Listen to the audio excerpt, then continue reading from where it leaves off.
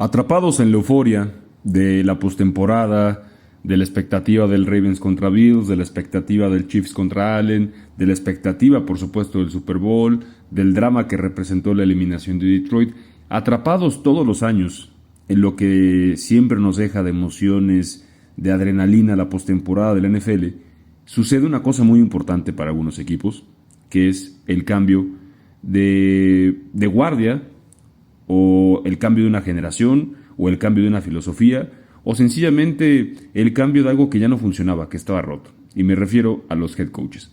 Todos los años, y así seguirá siendo por el resto de la historia de la NFL, habrá equipos que quieran cambiar a su head coach. En algunos casos tendrá que ser desde mediados de temporada, porque tuvieron que poner un coach interino y estarán proyectando desde esas épocas o esas fechas qué coaches traer. En otros casos será pues prácticamente un día después de que termine la temporada, que estarán buscando head coaches. Pero todos los años pasa y es lo más normal del mundo, se dice y no pasa absolutamente nada. En este año hubo 7 equipos que estaban buscando head coach, hubo 7 lugares abiertos para la posición de head coach. Algunos equipos contrataron a sus head coaches muy temprano en el proceso, otros más, como los Saints, tuvieron que esperar hasta literalmente la semana del Super Bowl y un día después para hacerlo oficial. Pero ya estamos completamente llenos en la posición de head coaches. Durante el mes de enero y el principio de febrero, pues obviamente el protagonismo del contenido se lo llevaba a los partidos de playoffs, al Super Bowl, pero ahorita ya que estamos, o que ya que terminamos la temporada y que estamos por comenzar el año 2025 de la NFL, creo que es un buen momento para regresar y calificar estas contrataciones de head coaches y también ponerlas en un ranking, desde la que creo que fue la mejor hasta la que creo que fue definitivamente la peor. Entonces este video será para eso y también estaremos hablando un poquito acerca del currículum de estos head coaches y cómo es que encajan en sus respectivos equipos. Vamos a comenzar con la que definitivamente creo que fue la mejor contratación de todas, la joya de la corona, no solamente de este año, sino desde el año pasado, el mejor coordinador ofensivo de la NFL, la mente más creativa de la NFL hoy en día, incluso más por encima de Kyle Shanahan, de Sean McVay y de otros. Me refiero al ex coordinador ofensivo de los Lions y ahora nuevo head coach de los Osos de Chicago, Ben Johnson. Muchas veces hablamos acerca de Caleb Williams como un talento generacional o un prospecto generacional, creo que es una mejor expresión. Obviamente para muchos su primer año no fue a la altura de lo que se esperaba. Lo he dicho muchas veces. Grandes quarterbacks como Troy Aikman, que ganó un partido en su temporada de novato, Peyton Manning, que tiene el récord de intercepciones para un novato. Grandes quarterbacks en la NFL han tenido malos primeros años. Ha habido otros muy buenos primeros años de quarterbacks, como Vince Young, como Robert Griffin III, que terminan siendo absolutamente para nada, ¿no? Entonces, creo que es muy temprano para cualquier quarterback, generacional o no, juzgarlo por un año, pero lo que sí es que Chicago está decidido a hacer que funcione Caleb Williams. Ya sea que se convierte en lo que se espera que sea de él, ya sea que se convierte en únicamente un buen quarterback, la realidad es que Chicago lleva más de 100 años buscando un quarterback y prácticamente nunca ha tenido ninguno. Es más, tal vez el mejor en talento de su historia fue justamente Jay Cutler, que adquirieron de los Broncos y que nunca se terminó convirtiendo en lo que se esperaba o lo que nos había mostrado en Denver. Entonces, Chicago tiene que hacer funcionar a Caleb Williams sí o sí y tiene que sacarle hasta la última gota de talento que tenga este quarterback. Y creo que la mejor forma de hacerlo definitivamente fue Ben Johnson. A ratitos las decisiones que tomaba con Detroit, sobre todo en el último partido que tuvo con Washington, dejaron mucho que desear. No correr el balón, lanzar un pase con Jameson Williams cuando ibas abajo únicamente 10 puntos. Y bueno, muchas veces también ha sucedido que coordinadores ofensivos no terminan siendo buenos head coaches. Pero Ben Johnson tenía todas las credenciales, repito, para ser la joya de la corona. Su carrera inicia como un quarterback colegial en la Universidad de North Carolina. De hecho, era suplente de un quarterback que nunca hizo nada en su carrera, que se llama TJ Yates. Y por lo general estos coaches o mentes ofensivas, las mejores son los que terminan siendo quarterback suplentes toda su carrera. Es más, incluso desde colegial. Porque tienen que estar como el coach, casi, o un asistente de coach del que es el quarterback titular. Así inicia la carrera de Ben Johnson. Después, su primer trabajo oficial de fútbol americano como coach es asistente de Boston College en 2009, seguido de varias oportunidades que tuvo con los Delfines de Miami. Estuvo primero como asistente ofensivo de los Dolphins en 2012, después coach de quarterbacks en 2013, coach de las cerradas en 2015, después se va un tiempo, regresa como como coach de receptores en 2018, y es ahí cuando se da todo este proceso con Brian Flores, que lo termina despidiendo. Recuerden que había pues mucha rivalidad, ¿no? Sobre todo en el último partido de la temporada cuando Detroit juega contra Minnesota, que justamente Brian Flores no quiso a Ben Johnson y Ben Johnson se termina yendo a Detroit. Muchos pensarían que Ben Johnson llegó a Detroit con Dan Campbell, pero no fue así. De hecho, él ya estaba desde 2019, cuando estaba Matt Patricia, o antes de la época de Matt Campbell, como control de calidad ofensiva. Después, en 2020, se convierte en coach de las cerradas. Y ahora sí, cuando llega Dan Campbell, que lo conocía en los Delfines cuando le hicieron coach interino, y él a su vez lo hizo coach de las cerradas, pues lo termina nombrando coordinador ofensivo de los Lions en 2021. Más allá de las estadísticas que ustedes puedan ver de Ben Johnson, más allá de las jugadas que se puedan ver que son una cosa gloriosa, el hecho de hacer funcionar esta ofensiva de Detroit, que sí tenía muchísimo talento, pero hacer que todo ese talento, Penei Sewell, Frank Ragnow, Taylor Decker, Jahmyr Gibbs, David Montgomery, Sam Brown, Jameson Williams, Laporta, el hacer que todo ese talento se conjuntara y que el 99% del tiempo, a excepción del partido contra Washington, jugara bien, es lo que hace que fuera la joya de la corona. No creo que había un mejor prospecto como head coach para el prospecto que se espera que sea justamente este Caleb Williams. Por mucho, la mejor contratación en el papel. En el papel de lo que necesitaba Chicago para Caleb Williams y de lo que era Ben Johnson. Falta ver qué tan buenamente como head coach termina siendo Ben Johnson y si no nos demuestra que su mejor labor era únicamente mandando jugadas a la ofensiva. Después nos vamos con otra maravillosa contratación. De hecho, esta creo que es la mejor a largo plazo. Me inclino más con Ben Johnson porque, repito, Caleb Williams era exactamente lo que necesitaba, un coach, una mente ofensiva como Ben Johnson. Pero detrás de eso me quedo con la contratación de los Patriots de Mike Vrabel. Mike Vrabel creo que nunca se le dio el mérito que verdaderamente merecía con los Titanes de Tennessee. Hoy en día que estamos viendo lo importante que es un quarterback y lo importante que es un quarterback en momentos críticos, como nos ha demostrado Jalen Hurts, como ha demostrado Josh Allen en muchas partes de la temporada, a excepción de partidos contra Kansas City, pues es increíble que Mike Vrabel haya llegado a una final de conferencia con Ryan Tannehill y haya sido primer sembrado con los Titans con Ryan Tannehill. Y ok, los Titans tenían mucho talento, llegaron a tener a Derrick Henry en su prime, a A.J. Brown, buenas defensivas, pero tampoco es que Mike Vrabel tuviera un equipo como el que Howie Roseman le armó a Nick Sirianni. Creo que Mike Vrabel no le damos el reconocimiento suficiente para todo el éxito que tuvo en Tennessee, que no alcanzó a llegar a un Super Bowl, lo más que llegó fue una final de conferencia y como primer sembrado fue eliminado por Cincinnati, pero bueno, si en ese partido de playoff divisional Ryan Tannehill es interceptado más de 3 veces, pues tú como head coach, ¿qué puedes hacer? A mí me parece un fantástico head coach y me parece más que nada un fantástico head coach para construir a futuro. ¿Dónde es como comienza la carrera de Mike Vrabel? Que era lógico, o sea, era del destino que acabara siendo coach de los Patriotas. Él era ex linebacker de los Patriotas, ganó varios Super Bowls, de hecho lo utilizaban un poquito como arma ofensiva y tiene varios touchdowns. Antes de eso, primero fue drafteado por los Steelers, después se va a los Patriotas, donde se hace el nombre como el gran linebacker que fue. No fue tan espectacular tal vez como Teddy Bruschi, Ty Law y otros jugadores de esa gran defensiva de los Patriotas de principio de los 2000, pero sí era un jugador súper importantísimo. Gana 3 Super Bowls con los Patriotas y muchos piensan que es del árbol de Bill Belichick, que técnicamente no lo es. Fue un jugador de Bill Belichick que no drafteó Bill Belichick, lo drafteó los Steelers y su primer trabajo no fue con Belichick, fue con la Universidad de Ohio State como coach de línea defensiva. Así que cuando me quieran sacar que Mike Vrabel es un coach que sí tuvo éxito del árbol de Bill Belichick, mejor pónganse a estudiar porque no es de ese árbol. Su primer trabajo fue como coach de línea ofensiva de Ohio State. Después de tener éxito a nivel colegial, se va como coach de linebackers con los Texans, con Bill O'Brien, que él sí es del árbol de Bill Belichick. Termina siendo coordinador defensivo de los Texans en una temporada que tiene esa defensiva jugando un grandísimo nivel.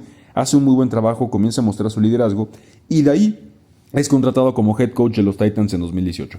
En ese momento de 2018 tal vez sea una contratación sorpresiva porque si bien Mike Vrabel tenía mucho respeto como jugador y había hecho una buena labor como coordinador defensivo, pues tampoco es que haya hecho cosas tan grandiosas, tan gigantescas. No había tenido los reflectores de un Ben Johnson o incluso de un Kellen Moore.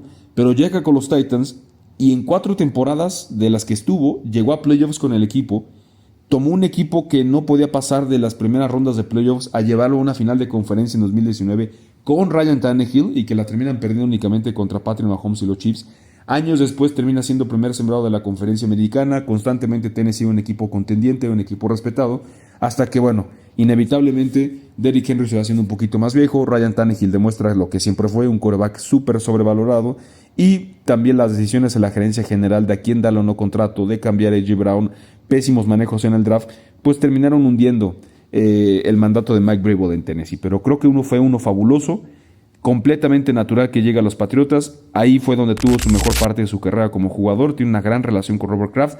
El proceso de reconstrucción será extenso todavía con Mike Vrabel, pero creo que Mike Vrabel tiene la jerarquía suficiente hoy en día para que la familia Kraft le tenga la paciencia que requiere los Patriotas para ese proceso de reconstrucción. Al parecer tienen a su quarterback del futuro en Drake May, y creo que para lo que necesitan los Patriotas y la reconstrucción masiva fue una grandísima contratación.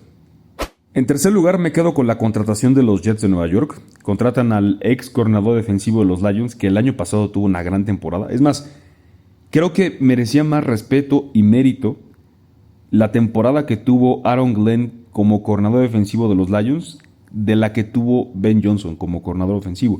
Ben Johnson para el año pasado ya tenía más renombre y más caché que Aaron Glenn, pero lo que hizo Aaron Glenn, en la que la mitad de la defensiva titular de los Lions toda la temporada estuvo lesionada, incluyendo tu mejor jugador y quien iba a ser jugador defensivo del año, Dan Hutchinson, y que el último partido de la temporada esa defensiva rescatar el partido contra los Vikings, creo que merece todo el respeto. Claramente contra Jaden Daniels se vio muy mal, pero repito, la mitad de la defensiva estaba lesionada y no es como que la ofensiva de Ben Johnson, que sí estaba sana, le haya ayudado mucho. Ahora, Aaron Glenn fue un muy buen corner, no fue Salón de la Fama, fue consistente, fue un buen titular durante muchos años, duró muchísimo tiempo en la NFL, de ahí adquirió mucha experiencia.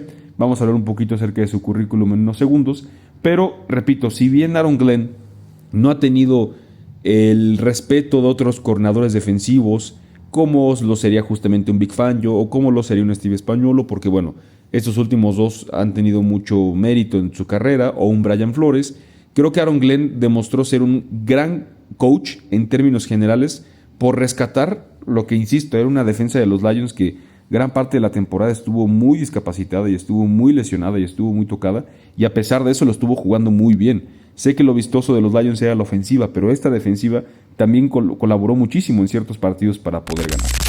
Como les decía, Aaron Glenn fue ex corner de la NFL, uno muy bueno, no increíble. Fue corner de los Jets, de los Texans, de los Vaqueros, de los Jaguars, de los Saints.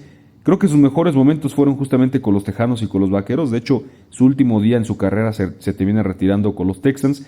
De ahí se fue a una liga interna del estado de Houston como gerente general de los Houston Stallions, y al mismo tiempo se convirtió en scout de los Jets. Los scouts son los que pues checan talento de las universidades y le dan su reporte al gerente general para ver quién contratan. Ustedes van a decir, bueno, doctor, ¿eso qué importa, no? Si estamos hablando de un head coach.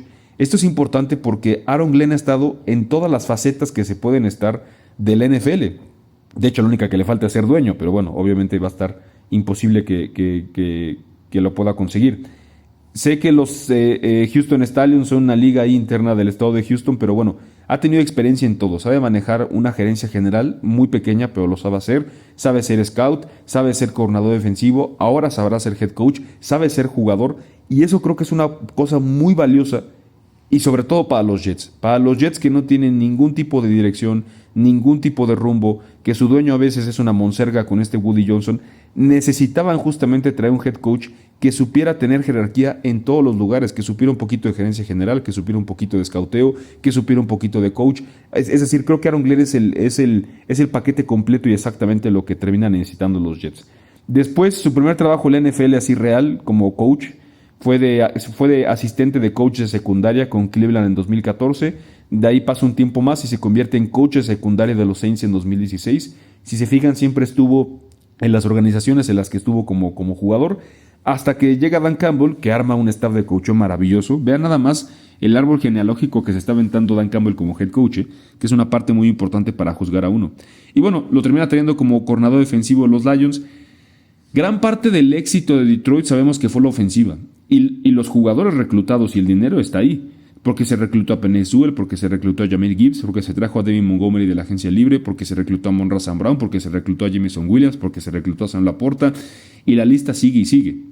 Es muy poco el amor que se le dio a Detroit en el costado defensivo, no se puede draftear a todos, y a pesar de eso Aaron Glenn tuvo éxito. Insisto, no el mismo que Ben Johnson, pero el suficiente para el año pasado por fin ganarse un nombre. Creo que fue una grandísima contratación, le hubiera puesto un 10. Lo único que me preocupa es ver cómo puede coexistir un coach que, aunque creo que tiene toda la experiencia del mundo en todas las facetas, tal vez ahorita no tiene la jerarquía que se requiere para imponerse ante Woody Johnson. Eso es lo único que no me gustó. Me hubiera gustado verlo en otra organización con un mejor dueño, pero bueno, tengo que reconocer que un coach como Aaron Glenn era exactamente lo que necesitaban los Jets de Nueva York.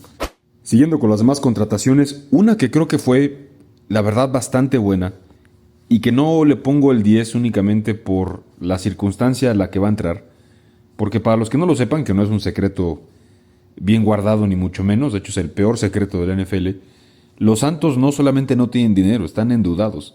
Si el año 2025 de la NFL comenzara mañana, los Saints tendrían menos 50 millones en el tope salarial. Tendrían que hacer muchos recortes, muchas reestructuraciones. Siempre se pueden hacer las cosas, pero incluso aunque Houdini le entrara como gerente general de los Saints y hiciera toda la magia del mundo, en el mejor de los casos saldrían arribita. Entonces, creo que Kellen Moore es un muy buen coach. Vamos a ver qué tan buen head coach es. Ya en este video y en otras ocasiones a lo largo de la historia de este canal, les he comentado que el ser un gran coordinador ofensivo o ser un gran coordinador defensivo no garantiza que vaya a ser un gran head coach. Por ejemplo, John Harbaugh de los Ravens, él ni siquiera era coordinador ofensivo-defensivo, él era coach de equipos especiales y terminó siendo un fantástico head coach. Entonces no te garantiza nada que como coordinador siendo exitoso seas un buen head coach.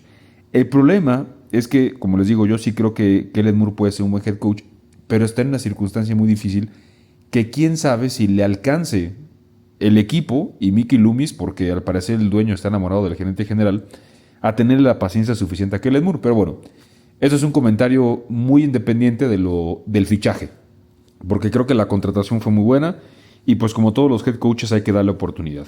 Kellen Moore obviamente ahorita está muy sonado porque como todos sabemos fue el coordinador ofensivo de las Águilas de Filadelfia durante la temporada que acaba de terminar y los llevó hasta el Super Bowl. Muchos dirían, y estoy de acuerdo, que gran mérito de ese Super Bowl, hablando de los jugadores, se lo lleva a la defensiva y por ende tal vez Vic Fangio. Pero recordemos que la ofensiva de Filadelfia también estuvo jugando muy bien a lo largo de la temporada. El que esté Saquon Barkley y otras armas hicieron la vida de Kellen Moore como coordinador ofensivo mucho más fácil. Pero creo que también se vio la diferencia de tener un muy buen coordinador ofensivo a lo que tuvieron el año pasado, bueno, en la temporada 2023, las Águilas de Filadelfia. Por lo que creo que fue una muy buena contratación. Y un poquito de Kellen Moore. Él fue un gran quarterback colegial en Boise State. Desgraciadamente Kellen Moore nunca tuvo, vamos a decirlo así, la estatura, peso, brazo. Es decir, nunca fue ese prototipo físico de quarterback que busca la NFL, pero en Boise State se aventó unos partidos increíbles. Tuvo un gran partido colegial que lo ganó y tal vez fue el juego de su carrera. Y de ahí fue un jugador no drafteado que terminó siendo jugador suplente, tanto en Detroit como los Vaqueros de Dallas, sobre todo la parte final de su carrera de suplente en los Vaqueros de Dallas. Y desde que estaba en los Vaqueros de Dallas como quarterback, ya se rumoraba que Kellen Moore iba a ser, pues básicamente, un aprendiz de ser head coach, no tanto de jugador. Y así fue porque prácticamente a su retiro como jugador termina siendo coach de quarterbacks de los Vaqueros en 2018, que prácticamente ya lo era como quarterback suplente. Y después, con Garrett, le dan la oportunidad de ser coordinador ofensivo. Se va Garrett, lo mantiene McCarthy. Y afortunadamente para Kellen Moore, pues le tocaron los mejores años de esa ofensiva de los Vaqueros que tenía un personal espectacular. Los mejores años de Ezekiel Elliott, de Travis Frederick, de Zach Martin, de la plenitud de Tyron Smith, bueno, incluso un poquito tal vez de Dez Bryant, después a Mari Cooper. Y eso pues lo hizo hacerse el nombre de coordinador ofensivo como fue. Después de una disputa con Jerry Jones y con Mike McCarthy, porque se esperaba cuando llega Mike McCarthy que Jerry Jones nombrara a Kellen Moore como el sucesor, pues termina las cosas medio mal, se va con los Cargadores. La temporada antepasada, que fue coordinador ofensivo de los Chargers, no estuvieron para nada bien las cosas. De hecho, Brandon Staley, que era el head coach de los Chargers y que contrató a Kellen Moore, ahora es coordinador ofensivo de los Saints y Kellen Moore le regresa el favor, por decirlo así. Pero esa temporada de los Cargadores estuvo muy viciada de muchas cosas y no es justo, en mi opinión, criticar a Kellen Moore por eso. Después ya se va a Filadelfia y como todos sabemos gana el Super Bowl ahí. Creo que es una muy buena contratación. Repito, lo único que me causa conflicto aquí es que los Santos tienen un muy mal equipo, están en una situación económica terrible, el gerente general no hace bien las cosas últimamente y bueno, pues quién sabe si al final de cuentas le termina echando la culpa a él y eso pueda mermar un poco su crecimiento como head coach. Algo semejante le pasó a Steve Spagnuolo después de que como coordinador defensivo de los Gigantes se va como head coach de los Rams. Ese equipo no estaba listo para triunfar y bueno, pues la prueba es que ya después Spagnuolo nunca ha podido volver a ser head coach. Esperemos que con Kellen Moore las cosas sean distintas. Seguimos ahora con Pete Carroll, que es contratado por los Raiders de Las Vegas en un movimiento sorpresivo. Digo, tampoco fue así como la gran sorpresa, pero se esperaba, es más, antes de que Ben Johnson firmara con los Osos de Chicago, a pesar de que ya no era un secreto a voces, se rumoraba que Tom Brady había hecho lo posible por traer a Ben Johnson y estoy seguro que muchos fanáticos de los Raiders estaban muy emocionados porque fuera su nuevo head coach. A final de cuentas, como ya era casi una certeza, Ben Johnson se termina decidiendo por el equipo de su división, de los Osos de Chicago, y los Raiders se quedan sin ese candidato. Pero al parecer no es que hayan contratado a Pete Carroll por berrincho o porque no les quedaba otra. Todo parece indicar que su plan B, por no decir diagonal A, era justamente traer a Pete Carroll. Y a ver, aquí hay que entender la cosa más importante de los Raiders. El dueño de los Raiders es Mark Davis, que le vendió un porcentaje de participación de dueño a Tom Brady. Pero Mark Davis, su mejor decisión tal vez en su vida como dueño, después de que le heredó su equipo su papá, Al Davis, es que Tom Brady es el que está actuando con las decisiones de dueño. Seguramente le consulta a Mark Davis y estará un poquito involucrado, pero creo que Mark Davis ya se cansó de perder, de hacer las cosas mal, y es por eso que ahora Tom Brady es el que está tomando las decisiones en la minoría, mucha o poca, que llega a tener como head coach, bueno, perdón, como dueño de los Raiders, pero ya es Tom Brady quien toma las decisiones. ¿Y Tom Brady de qué escuela viene? De la de Bill Belichick. Una escuela muy conservadora, alguien que le gusta hacer bien las cosas, el fútbol americano de vieja escuela, tanto en la gerencia como en el coacheo. Y creo que Brady sí tiene un plan muy establecido para lo que quiere en esta franquicia. Ahora, lo que sí debo de reconocer, Pete Carroll tiene un currículum de verdad brutal. La gente que es nueva en la NFL lo recuerda por los Seahawks. Y desgraciadamente, y de verdad es una desgracia enorme, creo que se recuerda más a Pete Carroll por no haber corrido el balón contra los Patriotas y por ese Super Bowl que lo pierde por la decisión que toma como head coach, que por todo lo bueno que hizo. Seattle estuvo muy cerca de ser una dinastía en una época en la que es difícil ser una dinastía, salvo recientemente los Jefes de Kansas City y los Patriotas de Nueva Inglaterra. Y no solamente eso, Pete Carroll incluso antes de Seattle llega a un Super Bowl con los Patriotas y con Drew Bledsoe, cosa que nunca pudo hacer Bill Belichick sin Tom Brady, y no lo baraja nunca jamás.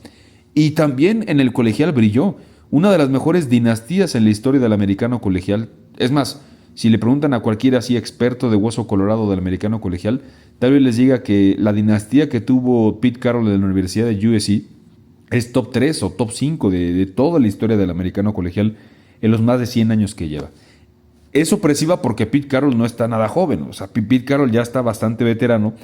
¿Y cuánto le queda de esa energía que lo caracteriza y de toda esa júbilo al coachar? Pues es difícil decirlo, ¿no? Tiene 73 años.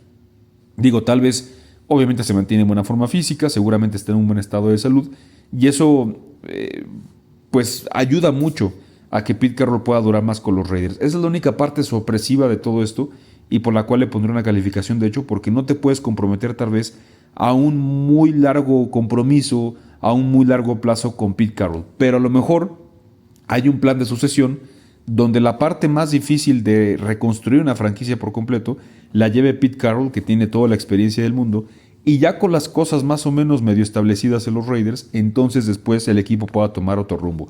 Si ese es el plan de Tom Brady, creo que es un plan maravilloso.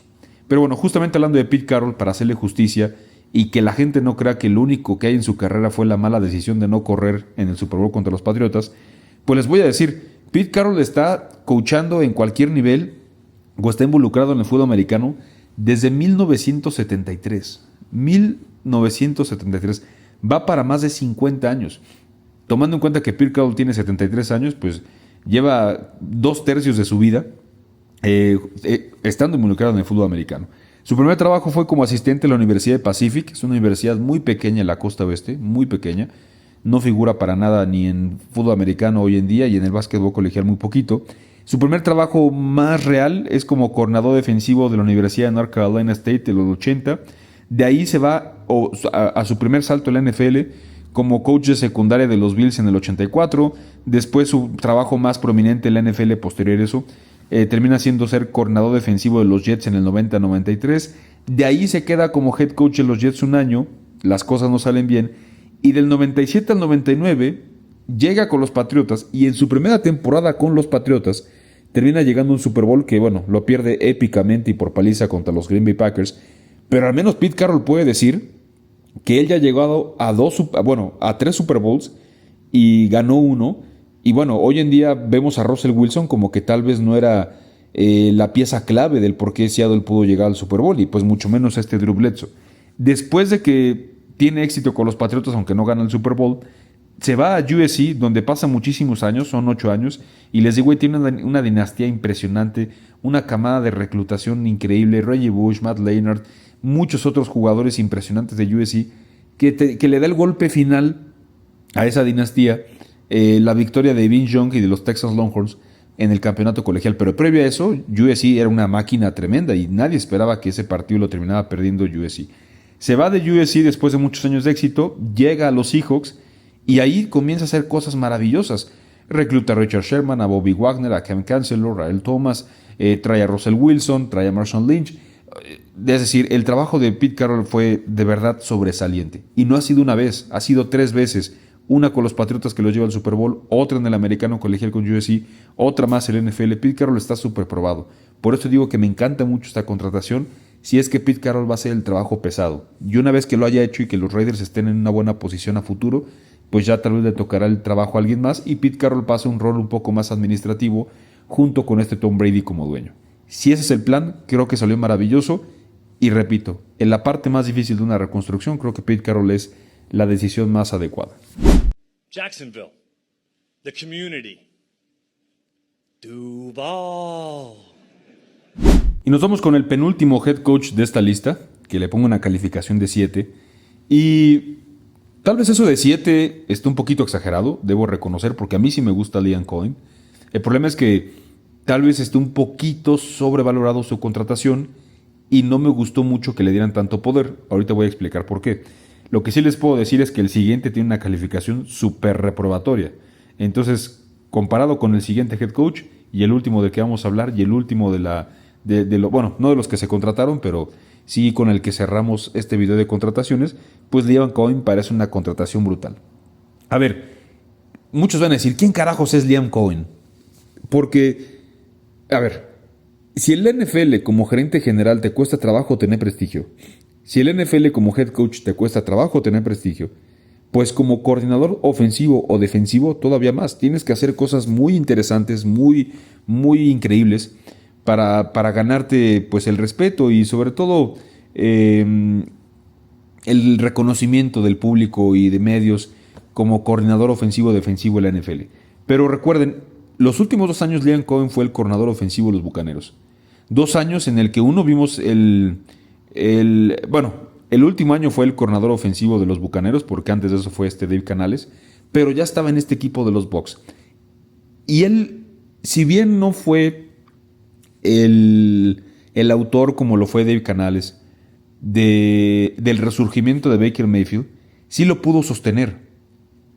Y a ratos, la ofensiva de los Bucaneros este año fue mejor que el año pasado con Dave Canales. Ahora, hay que reconocer que la ofensiva de los Bucaneros tiene una magnífica línea ofensiva, tiene excelentes corredores, sobre todo con el novato Buck Irving, grandes receptores con Mike Evans. Tal vez con un equipo mucho más decoroso, pues hubiera sido más difícil ese trabajo. Muchos van a decir, 1 año le bastó a Liam Cohen para ganarse un trabajo de head coach. Ese es mi problema. Ese es mi problema con Liam Cohen y con la forma en la que los Jaguars lo terminan contratando. Porque, a ver, hay que recordar que si bien el dueño de los Jaguars no me atrevería a decir que está en el nivel de los peores dueños como Jerry Jones, Woody Johnson, Jim Mercy de los Colts, etc., pues ha tomado algunas decisiones que han dejado mucho que desear. Es más, de hecho, antes de la contratación, estaba en una conferencia o en una plática con Trent Baalke, su en ese entonces gerente general. Les estoy hablando de hace 1 mes y medio, principios de enero. Y antes de que contratara head coach, dijo el dueño de los Jaguars que, bueno, pues en dado caso de que el head coach se lo pidiera o que fuera necesario, despediría al gerente general. Y su gerente general estaba al lado suyo. Y así fue, porque termina trayendo a Liam Cohen, se va a Trent Baalke. De hecho, acaban de contratar a otro gerente general, que ya después hablaremos de eso. Y bueno, pues trae a Liam Cohen con bombo y platillo como si fuera un Ben Johnson o como si fuera un Kellen Moore. No estoy diciendo que no se puede convertir en un gran head coach. Es más, yo mismo les he dicho a lo largo de este video que muchas veces los grandes coordinadores ofensivos o defensivos de gran renombre no la terminan armando. Y los que pues nadie sabía de su existencia casi la terminan haciendo bien. Por ejemplo, Kevin O'Connell. Ni siquiera era coordinador ofensivo de los Rams, era en verdad coach de quarterbacks. Lo contrató a los Vikings y vean, ganó coach del año. Es el caso de, por ejemplo, Sean McVay, que tampoco era una gran personalidad antes de que lo contratara a los Rams y termina siendo espectacular. Muchas veces los coordinadores ofensivos más callados, los que tal vez nadie conoce muy bien, terminan siendo muy buenos. Y por eso le doy el beneficio de la duda a Liam Cohen. El problema es que lo traes y le das todo el poder y toda la voluntad de hacer lo que quiera, pues como si fuera un gran proyecto, como si fuera un gran prospecto de head coach.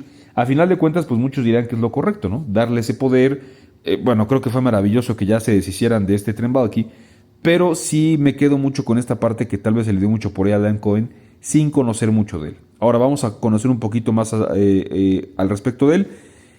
Todo comienza como coach, como coordinador ofensivo de la Universidad de Brown. Es una universidad de la Ivy League, donde está universidades como Harvard, Yale, Dartmouth, etc. Después se va como coordinador ofensivo de Maine. Universidades pequeñas, nada fastuoso. Y su primer trabajo en la NFL es como asistente de coach de receptor de los Rams de 2018-19. De ahí se va a la Universidad de Kentucky en el 2021 como coordinador ofensivo. De ahí regresa con los Rams como coordinador ofensivo. Y es ahí donde al final de esa temporada Baker Mayfield le va bien. Y después se vuelven a encontrar en los Bucaneros justamente el año pasado. Y como les decía el año pasado, que termina siendo coordinador ofensivo de los Bucaneros de Tampa. Creo que puede terminar siendo muy bueno. He escuchado muy buenas cosas de él. A juzgar por la temporada pasada y la ofensiva de los Bucaneros, creo que fue una muy buena ofensiva. Y eso tomando en cuenta todos los errores que llegó a cometer Baker Mayfield y lo inconsistente que fue. Pero vuelvo a lo mismo. Darle mucho poder, recibirlo con bombo y platillo y tratarlo de una forma que tal vez como prospecto de coach no se lo ha ganado, creo que fue mucho. A pesar de eso, le deseo mucho bien a los Jaguares de Jacksonville. Necesitaban forzosamente un coach ofensivo porque están muy invertidos con Trevor Lawrence. Doug Peterson no funcionó, esperemos Liam Cohen sí. Y bueno, pues se volvió un poquito más viral porque su conferencia de prensa introductoria pues fue llamativa, por decirlo de cierta forma. Entonces, pues bueno, vamos a ver o esperar que las cosas mejoren para los Jaguars. Repito, creo que fue una muy buena contratación porque me gusta el perfil. Pero ahorita sí le pongo un 7 porque no hay nada de donde sostenernos que Liam Cohen pueda ser un gran head coach. Y para terminar con este video, no menos importante, pero sí más crítico, vamos a pasar con la peor contratación de todas, a una que sí le pongo 0 absoluto. Con el 5 hubiera bastado para juzgarla, o sea, una calificación reprobatoria. Pero aquí sí le quiero poner un 0. Y no es tanto un ataque a Brian Schottenheimer. Ahorita en pantalla están viendo su currículum, lo vamos a explicar. En primer lugar, es hijo de un grandísimo head coach en la historia de la NFL, como lo fue Marty Schottenheimer. Ha tenido mucha experiencia en diversos trabajos, nunca ninguno muy trascendental y nunca ha llamado mucho la atención como otros. Pero bueno, ahorita lo vamos a discutir. La razón por la que le pongo a Brian Schottenheimer un 0, repito, no es tanto por él. Porque claramente, si a mí me ofrecieran el puesto de head coach de los Vaqueros de Dallas, pues lo tomo, porque laboralmente hablando es una buena oportunidad. Laboralmente hablando, económicamente hablando, en todos aspectos. Y más si eres un personaje en la NFL que pues tal vez te siguen reconociendo por ser más hijo de un grandioso coach que por lo que tú mismo hayas hecho. Sobre todo por el perfil de Schottenheimer, pues obviamente él iba a aceptar el trabajo y está bien, se respeta. La razón por la que le pongo 0, y creo que es lógica, es porque Jerry Jones nos sigue demostrando que en verdad lo que menos le importa a él, así de verdad en el corazón, es que su equipo gane. Lo que a él le importa es que su equipo gane satisfaciendo su ego. Eso es lo que a Jerry Jones le ha importado los últimos 30 años y esa es la razón por la que los Vaqueros de Dallas ni siquiera han podido olfatear una final de conferencia. Sé que han llegado a partidos de ronda divisional, pero salvo tal vez el partido de la temporada 2007 contra los Gigantes, ya que él contaron Rodgers, dos contaron Rodgers en ronda divisional, pues nunca han estado cerca de llegar a una final de conferencia. Pero ¿por qué digo esto? ¿Por qué digo que en verdad Jerry Jones quiere ganar con su ego? porque así fue desde que se fue Jimmy Johnson. Jerry Jones se embriagó de querer reconocimiento, de querer ser el máximo responsable y la máxima razón por la que los Vaqueros de Dallas ganaban Super Bowls. Le salió 2 años después de que se fuera Jimmy Johnson, pero el karma le hizo pagar carísimo a Jerry Jones el tener ese ego tan endemoniado, ese narcisismo tan extremo de querer decir: yo, Jerry Jones, soy la razón principal por la que los Vaqueros de Dallas ganaron. Yo, Jerry Jones, soy el que más merece este Super Bowl. Jerry Jones le gustaría tener el crédito que hoy en día tiene la familia Hunt, por ejemplo, como dueño, combinado con el crédito que tiene un gerente general grandioso, el mejor de la NFL, como Howie Roseman de las Águilas de Filadelfia, y el crédito que tiene un head coach como Andy Reid. Él quiere todo eso. Jerry Jones quiere el mérito de Andy Reid, el mérito de Howie Roseman, el mérito de la familia Hunt de los Chiefs, o lo que fue el mérito de la familia Kraft de los Patriotas, y es por eso que está hundiendo a ese equipo desde hace 30 años.